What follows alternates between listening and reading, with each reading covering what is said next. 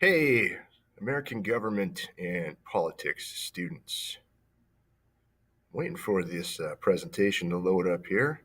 There we go. I'm going to talk to you a little bit about the government shutdown and just exactly how we got into this situation that we are like a month into as of today, January 23rd, 24th. All right, anyways. All right, so back in 1982, Grandmaster Flash and the Furious Five laid down a track called The Message. Great song. It was the first prominent hip hop tune that included a social commentary. And I should point out that I consider it to be prominent because it was the first hip hop song that I heard in my life. And I was just a pasty, white, overweight 8-year-old boy living on the North Shore. Anyways, on this track, the MC for the Furious Five, a guy named Melly Mel, and a Sugar Hill Records session musician who went by the stage name of Duke Booty, traded verses on the song. In regards to the rap world, the message signaled a changing of the guards. It used to be all about the DJs, the guys spinning the records and scratching. And now the stars of the show were the MCs, the rappers. Anyways, I digress. The point I'm getting to, with a little detour, including some musical history, is that the message included the line, "It's all about the money, ain't a damn thing funny." And money, along with the federal budget process, is the origin of the crisis when we look at the government shutdown. Now, here is a simplified explanation of how the federal budget process works.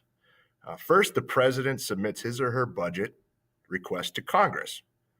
The request is basically saying, hey, Congress, I want X amount of dollars to spend on departments and federal government initiatives.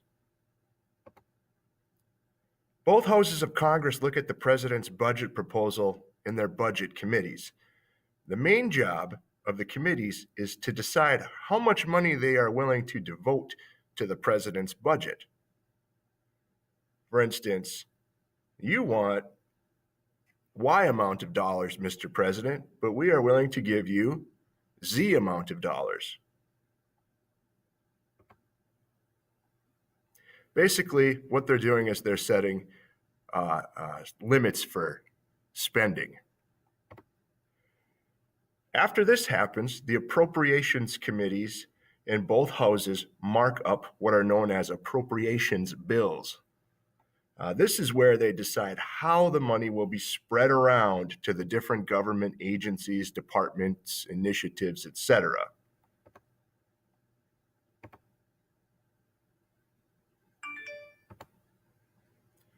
And once a single budget bill is passed by at least 2/3 in both the House of Representatives and the Senate, it is sent back to the president. It's sent to the president's desk, which we'll get to in a minute.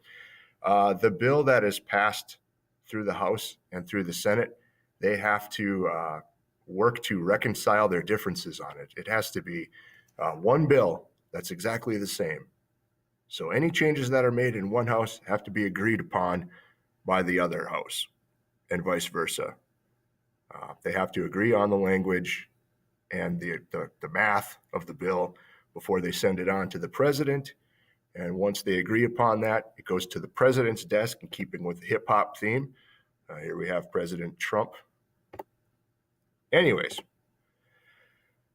the president can sign the bill into law, or they can veto the bill. So if they agree with the bill, they sign it into law. If they disagree, they say, they're basically saying, I don't agree, not good enough, try again. And then the process starts all over again. So it all depends on whether the president agrees or disagrees with the budget bill that ends up on his or her desk. All right, so here's the sticking point thus far. President Trump has requested $5.8 billion for increased security on the U.S.-Mexico border. You probably heard the wall. A lot of talk about that lately. Democrats who control the House of Representatives have said that they will appropriate $1.8 billion to do the following: fund the Department of Homeland Security, pay the salaries and other expenses of the Border Patrol, and finally, repair existing infrastructure such as fencing on our southern border.